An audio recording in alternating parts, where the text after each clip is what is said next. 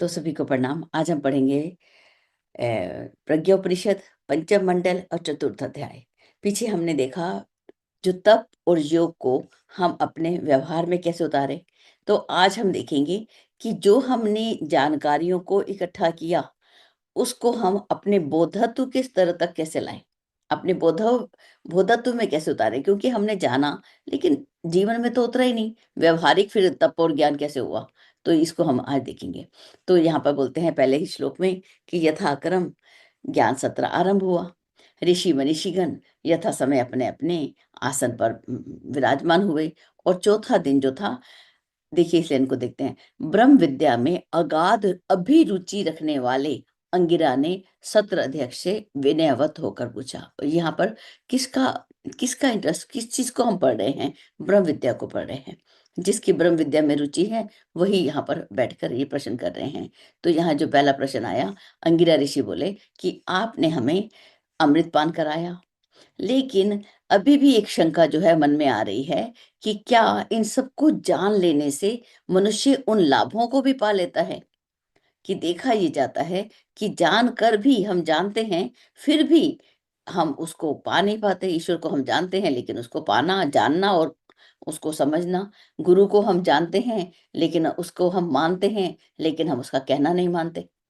तो ये सबको जानना, मानना, जीवन में उतारना, तो ऐसा क्यों है? क्यों मनुष्य श्रेय के रास्ते पर गतिशील क्यों नहीं होता? लगता है कुछ छूट गया।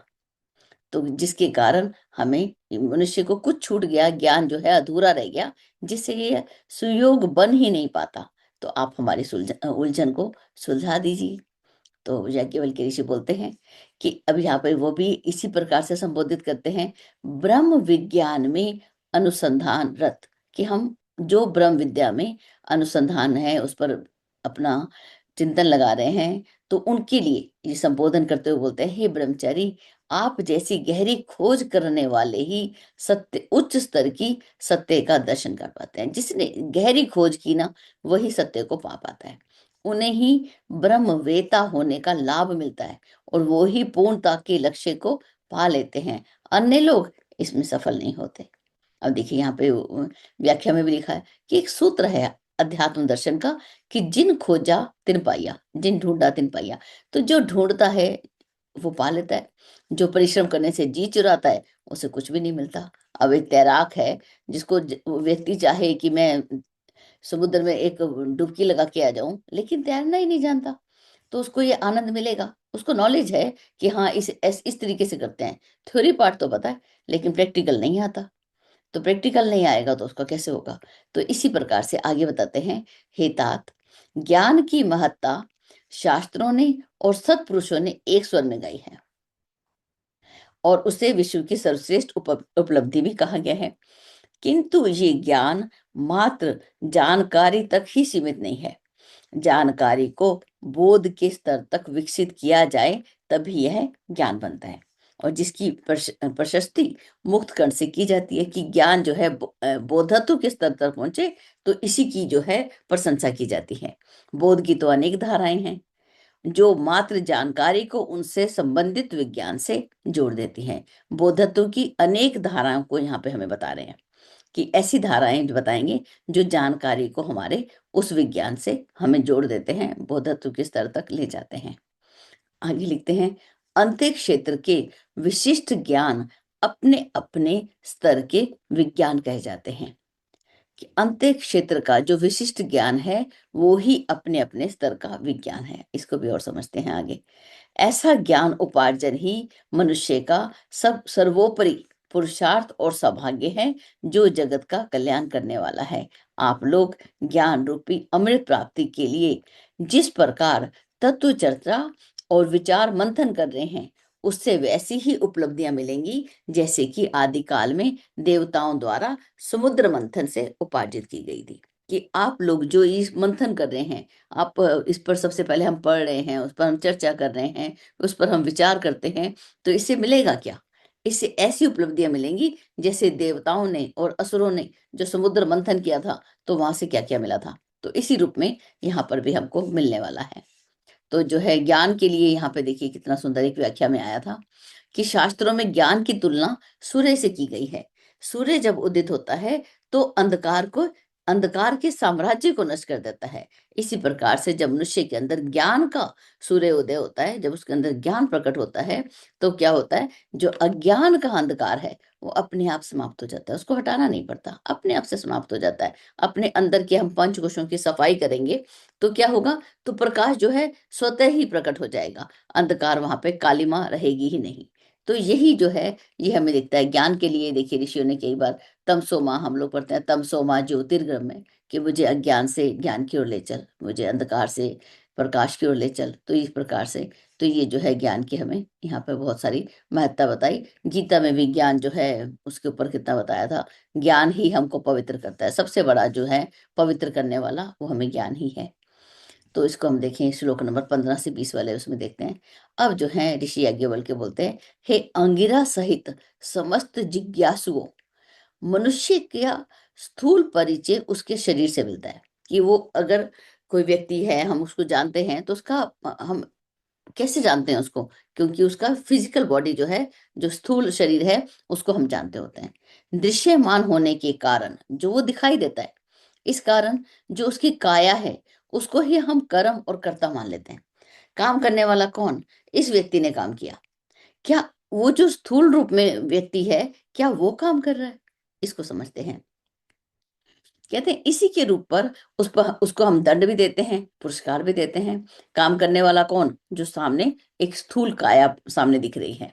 लेकिन यहाँ कुछ विद्वान कहते हैं कि ये लोक मान्यता सही नहीं है।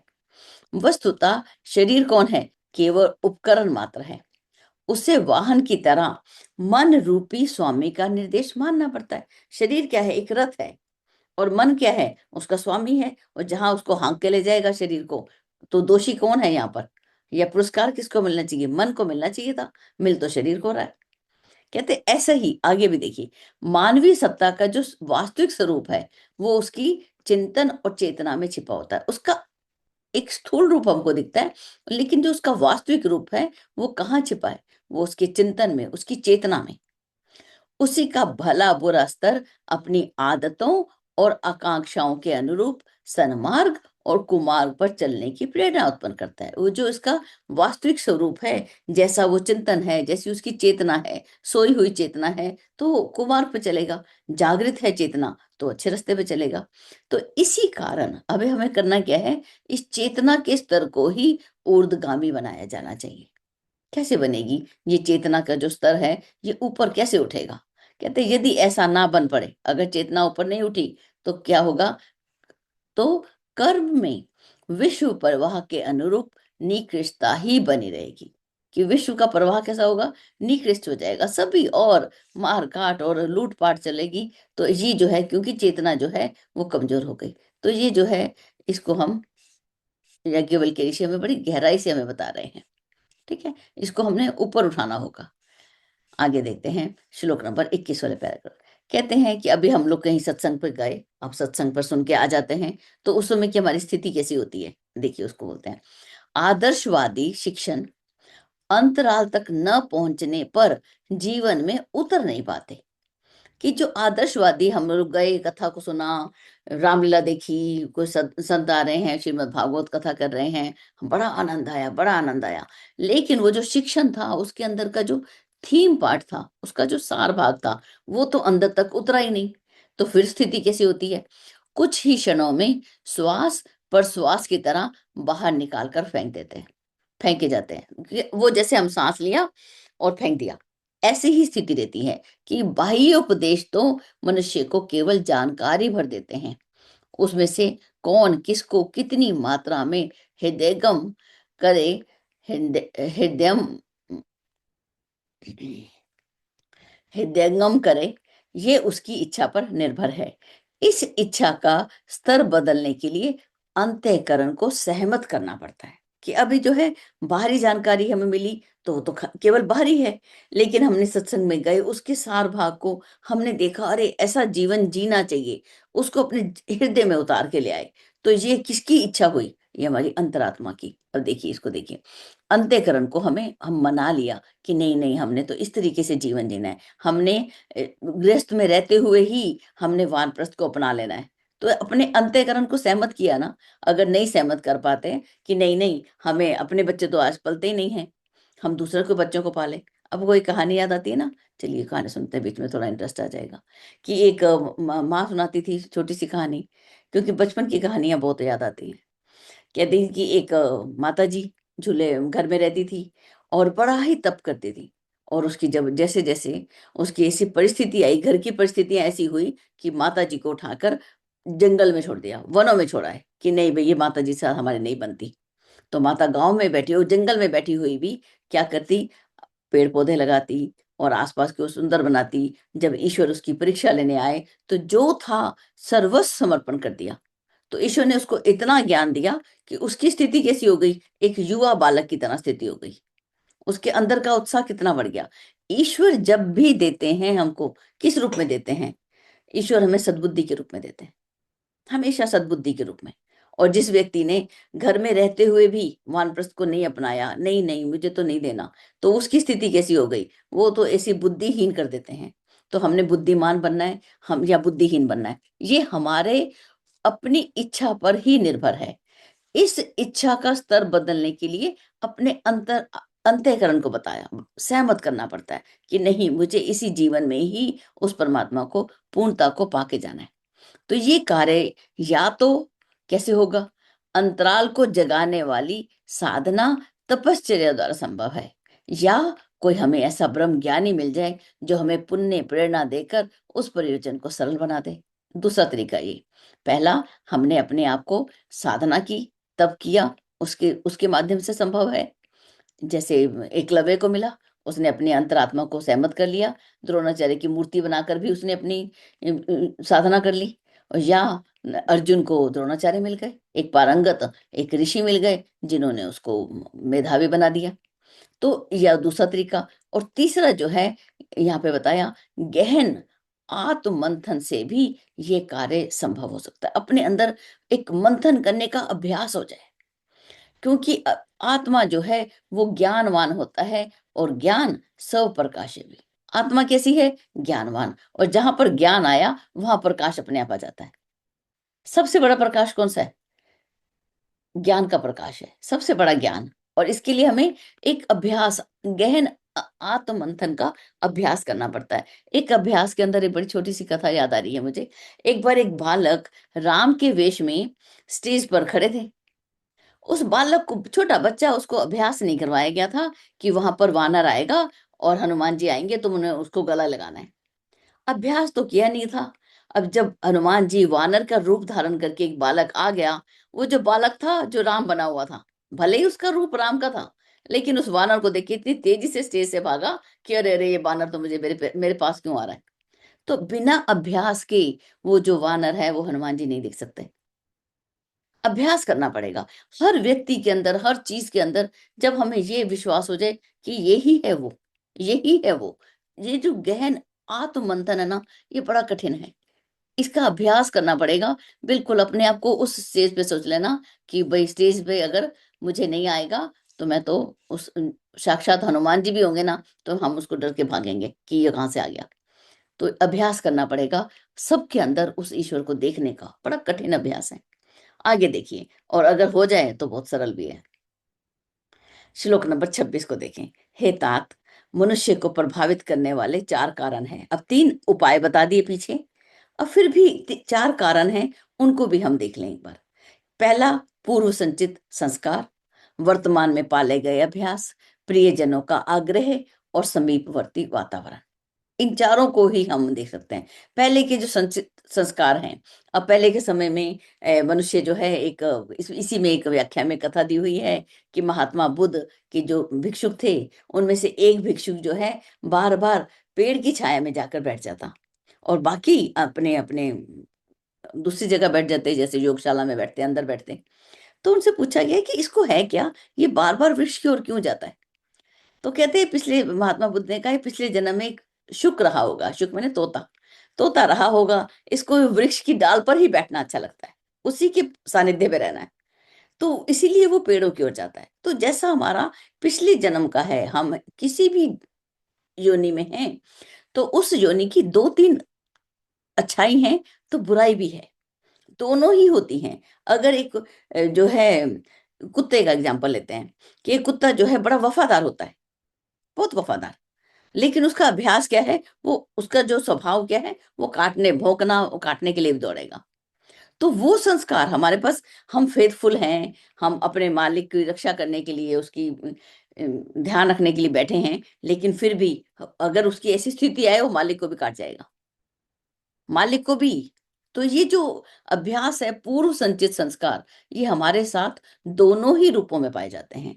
अच्छाई को रखना, बुराई को हटाना, पहले तो चार ये हम प्रभावित कर रहे हैं। दूसरा, वर्तमान में पाले गए अभ्यास, आज के समय में हमने कौन कौन सी आदतें डाल ली हैं, अभ्यास कौन कौन से हो चुके हैं हमको, वो अनजाने में भी हो जाते हैं। हमें अभ्यास हो गया ऐसी बात बोलने का, हमें अभ्यास हो गया ज्यादा बोलने का, हमें अभ्यास हो गया वो सब।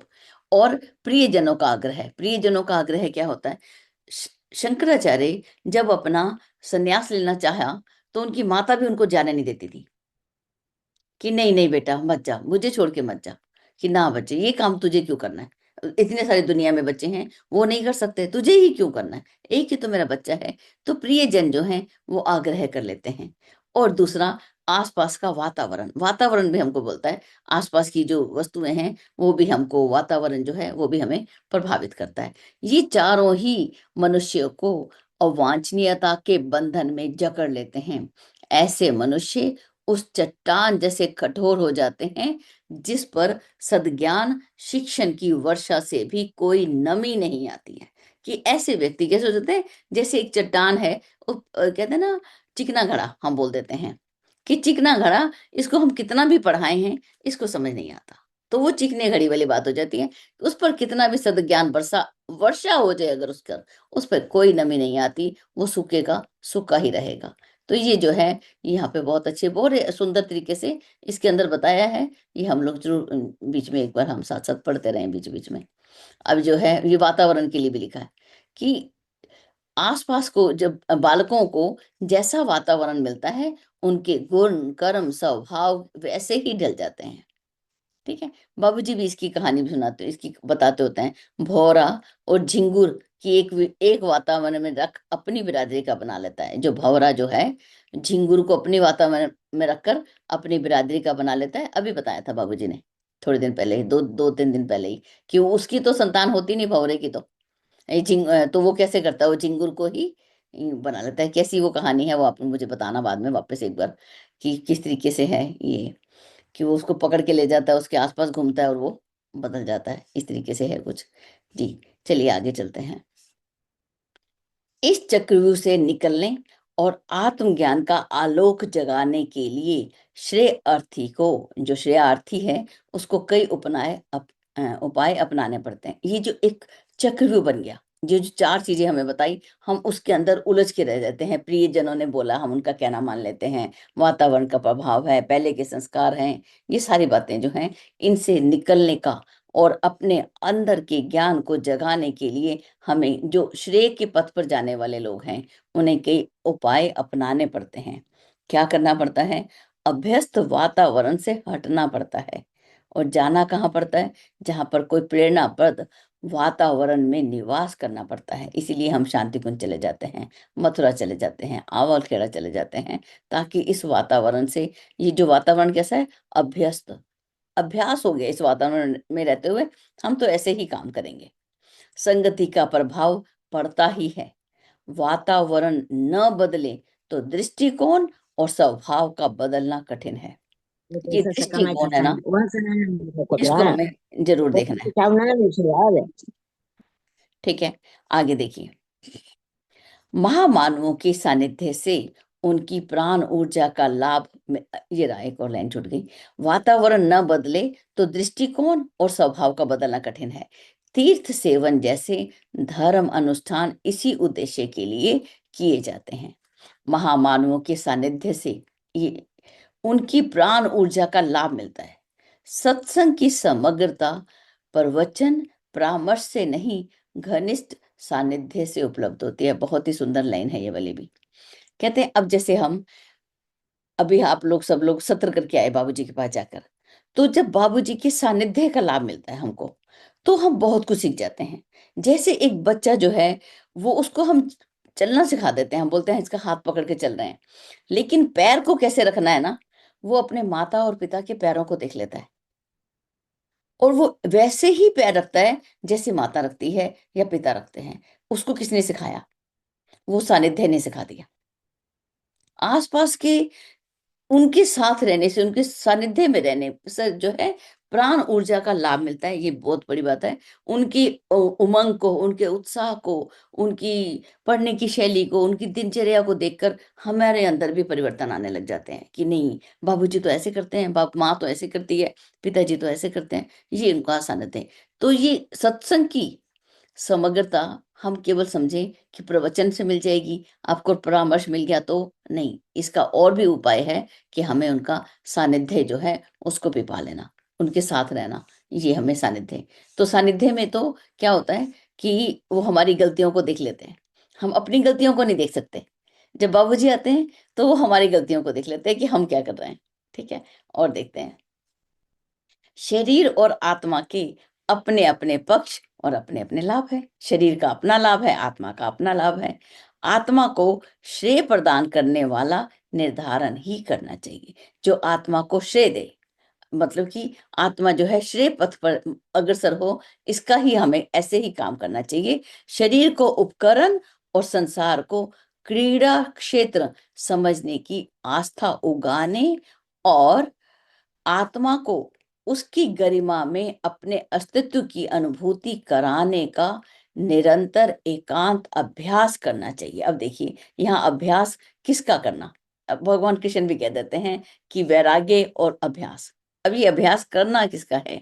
अब देखिए, शरीर को क्या समझना? उपकरण। संसार को क्या समझना? क्रीड़ा का क्षेत्र, खेलने का मैदान है हमारा। ठीक है, और तीसरी चीज क्या बताई? कि आत्मा को उसकी गरिमा में अपने अस्तित्व की अनुभूति करने का एक अभ्यास करना पड़ेगा। हम मनुष्य हैं तो हमारी गरिमा कैसी है, उसी अनुकूल हमको काम नहीं करना है। हमारी आत्मा कैसी है? उच्च आत्मा। अगर एक उच्च आत्मा है, वो किस तरीके का काम करेगा, उसका हमें अभ्यास करना होगा। ठीक है, करत करत अभ्यास के जड़मति होत सुजान। तो अभ्यास के बिना ये काम नहीं हो सकता। आगे देखिए, शरीर का सुख और संसार का विनोद की तुलना में आत्म कल्याण के साथ जुड़ी हुई महान विभूतियों को अधिक महत्वपूर्ण मानना चाहिए। अब देखिए, हम किसके ऊपर काम करते हैं ज्यादा? शरीर का सुख और संसार में आनंद लेने की आदत है, उसको विनोद बोल दिया जाता है। इस इनकी तुलना में अब कंपेयर करना है, क्या हमें चाहिए? हमें चाहिए आत्म कल्याण, उसके साथ जुड़ी हुई जो महान विभूतियां हैं, उसको ही हमें महत्वपूर्ण मानना चाहिए। ठीक है, इसको हम देख लिया, आगे चलते हैं। एक लाइन इसको भी देख लेते हैं, व्याख्या के अंदर है, मनुष्य का गौरव उसके शरीर के कारण नहीं है, वरन आत्मा की विभूति विशेषताओं के कारण है, इसीलिए महत्ता इसी को देनी चाहिए। ठीक है, अब जो है मानव जीवन को बड़ा सुर दुर्लभ बोलते हैं, देवताओं को भी नहीं मिलता ऐसा जीवन के सौभाग्य, ऐसे जीवन का जो सौभाग्य मिला, उसके स्वरूप, उसका स्वरूप का ध्यान रखना, उद्देश्य क्या है, और उसके सदुपयोग पर निरंतर विचार करना चाहिए कि ये मानव जीवन मिला है, इसमें मुझे क्या करके जाना है। साथ ही ऐसे साहस जुटाने चाहिए जिससे कुसंस्कारी मान्यताओं के माया जाल को तोड़कर असीम के साथ जुड़ने की स्वतंत्रता मिल सके। इस लाइन को देखें, यही परम पुरुषार्थ है। अब ये जो है परम पुरुषार्थ, हम क्या बोलते हैं, हम बहुत पुरुषार्थी हैं, हम तो, हमने बहुत धन कमा लिया, लेकिन परम पुरुषार्थ किसको बोला? जिसमें हमें इस सब पर विचार करना है। मानव जीवन का सौभाग्य, उसका जो जीवन मिला है, उसका स्वरूप क्या है, उसका उद्देश्य क्या है, उसको हमने कैसे सदुपयोग करना है, और ऐसे साहस अपनाने हैं जिसमें हमारी जो संस्कारों के साथ साथ बुरे संस्कार भी आ गए, उनकी माया जाल को तोड़ना, और उस असीम के साथ, उस ब्रह्म के साथ जुड़ने की जो हमारी इच्छा है, उसको एक आजादी मिल सके। क्योंकि भवबंधन नहीं कटेंगे जब तक, तो हम रस्सी अगर बंधी है तो नाव चलने वाली नहीं है। तो उस रस्सी को तो, ये भवबंधन रूपी जो रस्सी है, इसको तो काटना ही पड़ेगा। और यही परम पुरुषार्थ है, जिसे अपने वास्तविक स्वरूप की जितनी सघन अनुभूति होती है, वह उसी अनुपात से उत्कृष्ट दृष्टिकोण अपनाता है। उसकी जैसी जिसके अंदर ये सघन अनुभूति है कि मैं कौन, मैं क्या हूं, जब ये है, मैं तो वही हूं जो वही है, तो उतनी ज्यादा वो जो है, उसका जो दृष्टिकोण कैसा हो जाता है, उत्कृष्ट हो जाता है। इस लोक में रहकर परलोक की तैयारी करता है। उपलब्ध साधनों के सहारे आत्मिक विभूतियों का संपादन करते हुए वे पूर्णता के लक्ष्य तक जा पहुंचता है। कहते हैं उस पूर्णता के लक्ष्य तक जाना ही हमारा जो है इस जीवन का उद्देश्य है, उस पूर्णता को पा लेना।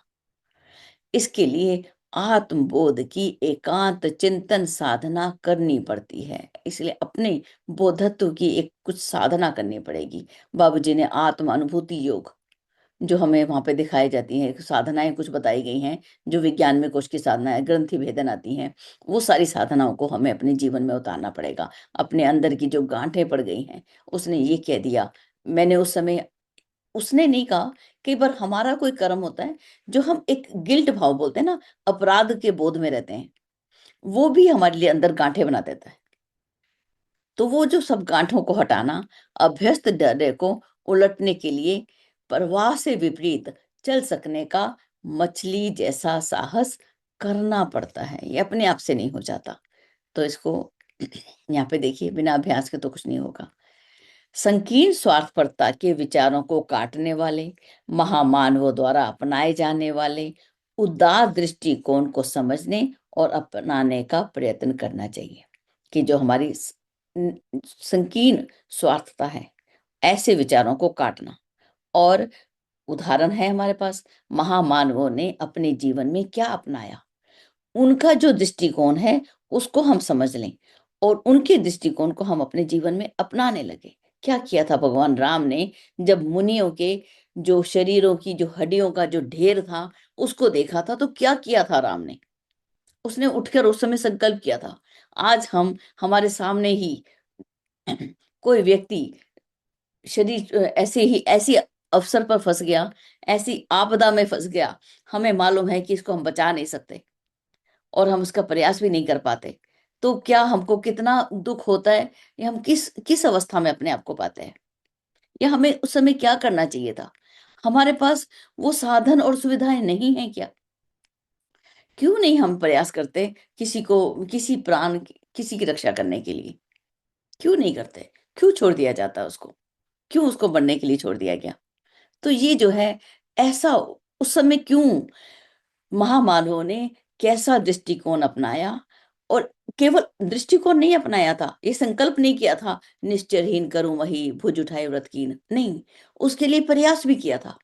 वानरों की सेना, सीता को भगवान राम ने पहले ही बता दिया था अपने, ये प्रसंग मैं आपको निकाल के लाऊंगी, कि भगवान राम ने सीता से बोला कि इस समय जो निशाचर हैं वो बहुत ज्यादा उत्पाती हो चुके हैं, तुम ऐसे करो, मैं तुम्हें अग्नि को समर्पित कर देता हूं, अपने छाया शरीर को वहां छोड़ दो।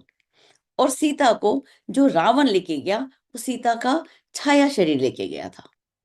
ठीक है, तो भगवान राम ने उसके लिए प्लानिंग किया, कैसे करेंगे, ऐसे करो तुम हो जाओ, तो रावण जो है तुम्हारे आकर्षण में आएगा और फिर हम इसका नाश कर देंगे। अपने आप से जाके मैं रावण को मार दूंगा, तो समाज आने वाला कल बोलेगा ये राम जो थे वो आके अपने आप लोगों को से हमने पंगा ले लिया, ऐसे बोलते हैं ना पंजाबी में, कि हमने जाके उनसे विरोध ले लिया। नहीं, हमने विरोध नहीं लेना, स्थिति बनाई। तो हमने क्या अपना प्रयास 100% दिया? मैंने अपना पूरा दिया या नहीं दिया? हमें अपना पूरा देना है। वो इससे होगा क्या, आत्म कल्याण और परमात्मा के संतोष को जो महत्व देता है, वो कैसा हो जाता है, वो आगे बढ़ता है। अब वो कैसा होता है, इसके लिए लिखते हैं आचार्य जी, वे वासना तृष्णा की सड़ी कीचड़ में कृमि कीटकों की तरह कुल बुलाते रहने की अपेक्षा, वो ऐसे नहीं रहता जैसे कि कृमि कीटक रहते हैं। कैसे रहता है, सुसंस्कारी भंवरे की तरह परमात्म प्राप्ति का मकरंद पान करते हैं। अगर हमको भी ईश्वर दो एक ऑप्शन दे दे कि भाई तुम्हें तो अगले जन्म में कीड़ा बनना है, तो आप क्या बोलेंगे कि हे भगवान मुझे भंवरा बना देना, कि मैं फूलों का रस सुनती रहूं और मैं खेतों में घूमती रहूं, आहा हा, वो लाइफ होगी। कि मुझे वो कीड़ा मत बना देना, तो हम वो चुनेंगे ना, तो ऐसी स्थिति हो जाएगी। तो चलिए यहीं तक करते हैं आज के सब अध्याय को, आपकी ओर चलते हैं। आप लोग हमें इसके ऊपर बताइए, वो जो और भी अगला जो देखिए, वसुदेव कुटुंबकम और आत्मवत सर्वभूतेषु, ये सारी बातें इसके अंदर आने वाली हैं, इसको हम कर लेंगे आगे। जी दीदी। हेमलता दीदी हमारे साथ हैं, आज बहुत पहले से जुड़े हैं दीदी। जी दीदी प्रणाम। जी दीदी, हरिओम। जी। जय गुरुदेव। जी दीदी, आज कुछ पढ़े भी हैं, ध्यान से सुने भी हैं, तो जी। जो हम समझ पाए दीदी उसकी थोड़ी सी चर्चा करना चाहेंगे। बहुत ही सुंदर प्रसंग है दीदी, हमने तो बहुत छूट गया हमसे, मिस किया हमने, पर अब कोशिश करेंगे। बहुत सुंदर आत्मबोध प्रकरण ये आपने पढ़ा आज चतुर्थ अध्याय में, और ये ज्ञान प्रसंग चल रहा है। तो यहाँ हम यही समझ पाए कि ये जो अंगिरा ऋषि हैं वो विद्यार्थी हैं, और याज्ञवल्क्य ऋषि से वो प्रश्न करते हैं। तो उनका कहना है, अंगिरा ऋषि बोलते हैं कि आपने जो पिछले दिनों हमें अमृत पान कराया, जो ज्ञान विज्ञान दिया, उससे तो हम कृतकृत्य हो गए, लेकिन एक शंका मेरे मन में है। ये शंका मेरी आ रही है कि ये मनुष्य जो दुर्लभ लाभ है उसका, ज्ञान का, वो पाकर ऐसा तो नहीं है जो वो सब कुछ पा लिया, पाल जाएगा। क्योंकि ऐसा भी देखते हैं कि मनुष्य को ज्ञान हो जाता है, उसे जानकारी मिल जाती है, फिर भी वो श्रेय पथ पर गतिशील नहीं हो पाता है, आत्मज्ञान की तरफ उसका कोई बहुत बढ़ नहीं पाता है, और सांसारिक दुनिया में ही, मतलब प्रेम में ही चला जाता है, वही मार्ग अपना लेता है। तो इसका कारण क्या है? क्या ज्ञान प्राप्त कर लेना ही सब कुछ है?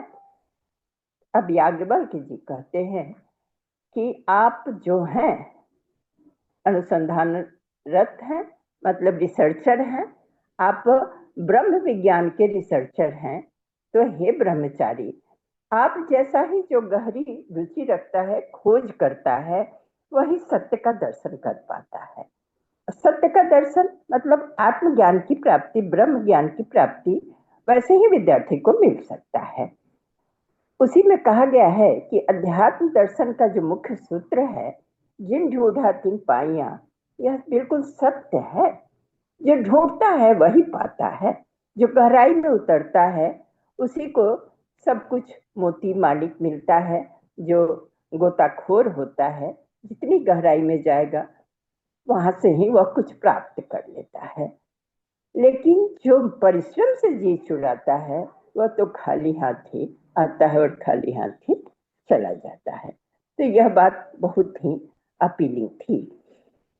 अब ज्ञान के बारे में बताया जा रहा है कि ज्ञान की महत्ता तो शास्त्रकारों ने और सत्पुरुषों ने एक स्वर से गाया है, और ज्ञान ही सब कुछ है।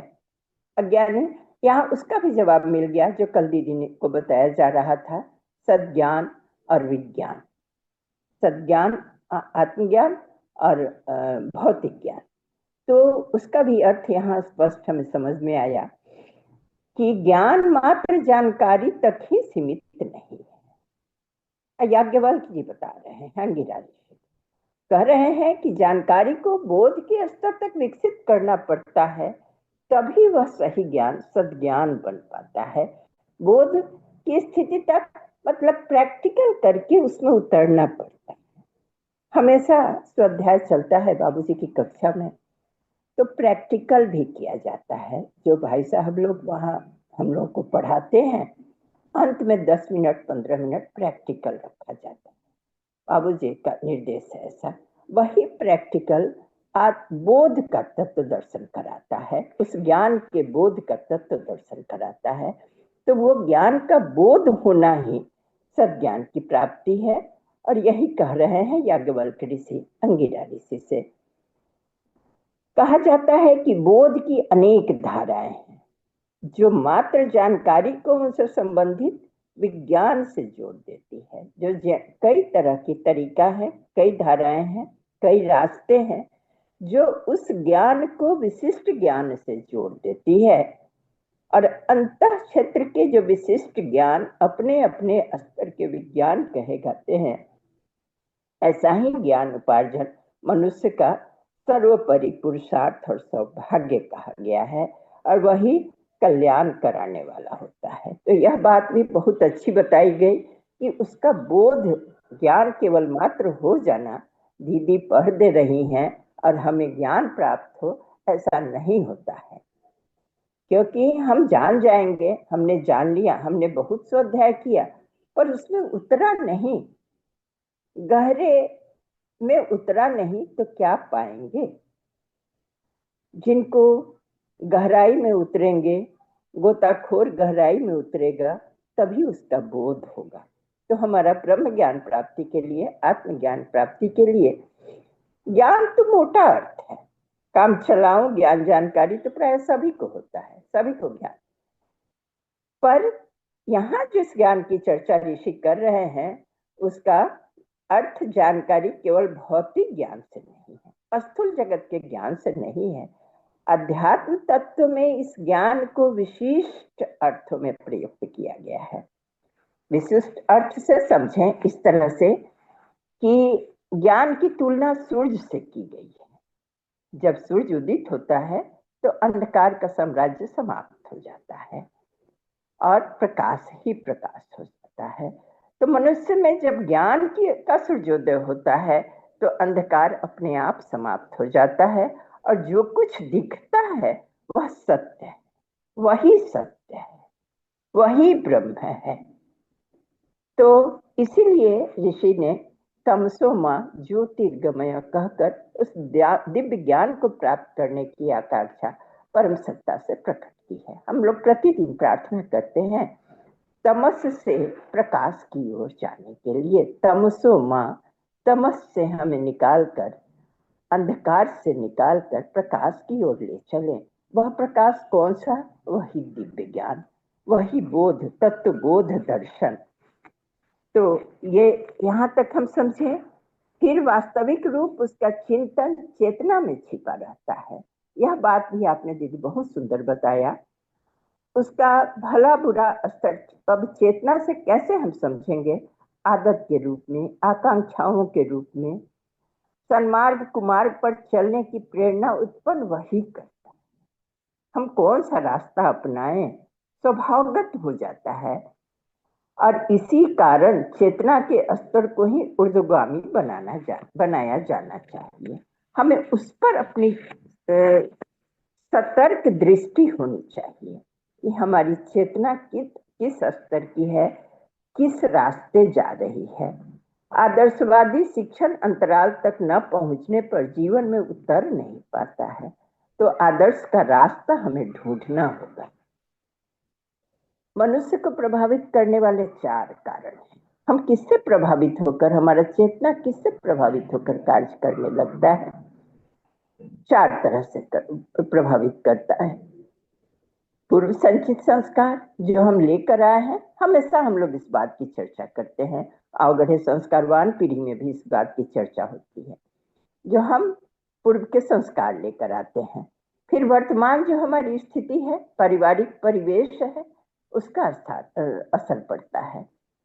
प्रियजनों का आग्रह, हमारी मित्र मंडली, कहाँ उठना है, कहाँ बैठना है, किससे प्रभावित हो रहे हैं, समीपवर्ती वातावरण, ये चारों ही मनुष्य को अवांछनीयता के बंधन में बांध कर रखता है। ऐसा मनुष्य उस चट्टान जैसे कठोर हो जाते हैं जिस पर सज्ञान शिक्षण की वर्षा से भी कोई प्रभाव नहीं पड़ता है। अब तो चारों तरफ से बंधन से घेर रखा हुआ है। उसका पूर्व संचित संस्कार, परिवेश का, परिवार का संस्कार, उसके मित्र मंडली का संस्कार, और फिर वहां जहां उठना बैठना है, समीपवर्ती वातावरण है, उनके संस्कार, उनके चिंतन, चरित्र और व्यवहार को प्रभावित करते हैं। तो इस तरह से यह बात बहुत ही महत्वपूर्ण है। अब इस चक्रव्यूह से निकले कैसे? आत्मज्ञान का आलोक जगाने के लिए श्रेयार्थी को कई उपाय अपनाने पड़ते हैं। अभ्यस्त वातावरण से हटना पड़ता है, प्रेरणाप्रद वातावरण में निवास करना पड़ता है। हम लोग बहुत सुंदर एक सत्संकल्प प्रतिदिन दोहराते हैं। मन को कुविचारों और दुर्भावनाओं से बचाए रखने के लिए स्वाध्याय और सत्संग की व्यवस्था रखे रहेंगे। इसका बड़ा महत्वपूर्ण प्रभाव पड़ता है। संगति का प्रभाव, वातावरण न बदले तो दृष्टिकोण कैसे बदलेगा। कहते हैं जो परिस्थितियां बदली, दृष्टि बदले तो नजारे बदल गए, वहां का चित्र बदल जाता है। तीर्थ सेवन करेंगे, धर्म अनुष्ठान करेंगे, इसीलिए तो यह किया जाता है। तप जो किया जाता है, तपाया जो जाता है, इसी उद्देश्य से, उन्हीं चारों संस्कारों से निकलने के लिए किया जाता है। महामानवों के सानिध्य में रहने की बात कही गई है, जहां से हमें प्राण ऊर्जा का लाभ मिलता है। सत्संग से समग्रता प्रवचन परामर्श से नहीं, घनिष्ठ सानिध्य से उपलब्ध होती है। अभी जो यहाँ हम लोग बैठते हैं, दीदी के संसर्ग में बैठते हैं, आप जैसे विदुषी दीदियों के संसर्ग में बैठते हैं, तो आप ऋषिकाएं, उससे प्राण ऊर्जा का आदान प्रदान होता है। प्राण ऊर्जा से, आपकी विद्वता से हमें लाभ मिलता है। तो इससे भी हम अपने संस्कारों से निकलकर और उत्कृष्टता की ओर ऊर्ध्वगमन करने का मार्ग प्रशस्त होता है हमारा। शरीर और आत्मा के अपने अपने पक्ष हैं, अपने अपने लाभ हैं। आत्मा श्रेय प्रदान करने वाला है और शरीर को उपकरण संसार समझना चाहिए, ये क्रीड़ा क्षेत्र समझना चाहिए। इतना ही से आत्मा को उसकी गरिमा में अपने अस्तित्व की अनुभूति करने का निरंतर एकांत अभ्यास करना चाहिए। शरीर सुख और संसार विनोद की तुलना में आत्म कल्याण के साथ जुड़ी हुई महान विभूतियों को अधिक महत्वपूर्ण मानना चाहिए, समझना चाहिए। यहाँ यही ज्ञान ऋषि ने दिया है। हम यही समझ पाए हैं कि सूर दुर्लभ जीवन सौभाग्य के स्वरूप, उद्देश्य और सदुपयोग पर निरंतर विचार करते रहना चाहिए और ऐसा साहस जुटाना चाहिए कि कुसंस्कारी मान्यता के माया जाल को तोड़कर और असीम के साथ जुड़ने की स्वतंत्रता प्राप्त कर सके। यही पुरुषार्थ है। यही से हमें बोध प्राप्त हो सकता है, जिसे वास्तविक स्वरूप की जितनी सघन अनुभूति होती जाती है, उसी अनुपात में उत्कृष्ट दृष्टिकोण अपनाता चला जाता है और इस लोक में रहकर भी वह परलोक की तैयारी करते रहता है। तो इस तरह से दीदी, बहुत सुंदर, आज हम यहीं तक समझ पाए, कुछ तो हमने रखा। प्रणाम, त्रुटियों के लिए क्षमा चाहेंगे। धन्यवाद। जी दीदी, बहुत ही सुंदर, बहुत सुंदर। जी किशोरी दीदी, कुछ क्या बोलना चाहेंगे? बोलिए। प्रणाम दीदी। जी प्रणाम दीदी। जी दीदी, आपने आपने कुछ छोड़ा नहीं और हेमलता दीदी ने पूरा पूर्ण कर दिया। बहुत बहुत आभार, प्रणाम। इस सत्संग को, यही इसमें कहा ही गया है कि सत्संग से रहो। इसमें मैं एक खाली छोटा सा उदाहरण अपने जीवन में जो उतारी हूँ वो बताऊंगी। वर्तमान में पाले गए अभ्यास, वर्तमान में पाले गए अभ्यास का जो है, उस जैसे फोन पे जैसे ही हम उठाते हैं तो क्या बोलते हैं, हेलो। तो वो हमने अब छोड़ दिया। कोई भी बोले राम राम, या अब गायत्री परिवार है तो जय गुरुदेव, जय श्री कृष्णा, यदि गीता परिवार से है तो जय श्री कृष्णा। मतलब ये एक अभ्यास में हो गया है। जब मैं बाहर निकलती थी, कहीं भी निकलती हूँ, तो बच्चे बोलते हाय आंटी, यहाँ बैंगलोर में ऐसे ही। तो बोले हाय हेलो छोड़ो, हरे कृष्णा बोलो। तो एक दिन मेरे घर ये राशन वगैरह लेके आते हैं ना, तो वो आए कुछ सामान लेके। तो मैं ऐसे ही सुबह सुबह दरवाजा खोली, लेके आए थे, कुछ बच्चे ने मंगाया था राशन का सामान। तो मैं बोली राम राम। तो चूंकि उसका अभ्यास नहीं है, वो मुंह से नहीं निकलेगा। कहते ना, अंत समय में भी जो अभ्यास रहेगा तभी निकलेगा, नहीं तो ऐसे नहीं निकलेगा। तो हर समय कीप स्माइल, मुस्कुराने की आदत, वो आदत डालनी चाहिए, परनी चाहिए कि सामने वाला भी देख, दुखी भी इंसान हो तो सामने कोई मुस्कुरा रहा हो तो एक स्माइल, उससे वो उसका मन भी प्रसन्न हो जाए। तो ये छोटी छोटी चीजें जो वर्तमान में पाले गए अभ्यास, बस दीदी बहुत है और बहुत कुछ है सागर में, एक बूंद। प्रणाम दीदी। जी जी जयंती दीदी, आप कुछ बोलेंगे? जी दीदी। आवाज जा रही थी ना दीदी? जी दीदी, हाँ जी, हाँ जी। जी, प्रणाम सभी को। जी दी। मैं क्या, दीदी ने तो इतना सुंदर, इतना इतना अच्छा सब कुछ बता दिया है। और उसके बाद हेमलता दीदी ने तो उसको पूरी तरह से पूरा कर दिया। किशोर दीदी ने सही कहा है, और सही बात है। छोटी छोटी आदतें वर्तमान में ही पाले गए अभ्यास हमारे संस्कार बनते हैं, जैसा गुरुदेव हम लोग को बार बार कहते हैं। और उन्हीं संस्कारों के साथ हम जन्म लेते हैं, जो हमारे पिछले समय, जैसा कि अभी इस अध्याय में पूरा यही बताया गया। और इतना अच्छा लगा, मन को बहुत प्रेरणा लगी। और किरण चावला दीदी ने इस प्रज्ञोपनिषद को उठा के सभी का भला किया है। और मैं क्या बोलूं, जीवन में किरण दीदी और किशोरी दीदी, हेमलता दीदी, ये लोग बहुत आगे तक बढ़ गए हैं। हम लोग भी बहुत पीछे हैं इन लोगों की बात को सुन करके और उसको अपने अंदर ग्रहण करने की कोशिश करते हैं। प्रणाम सभी को, प्रणाम। जी दीदी, प्रणाम दीदी। चलिए एक बार शांति पाठ करके फिर आगे बात करते हैं, ठीक है? 1 मिनट। एक बार ओम, 3 बार शांति। ओम शांति ही, शांति ही, शांति। जय गुरुदेव जी। जय गुरुदेव, प्रणाम सभी को।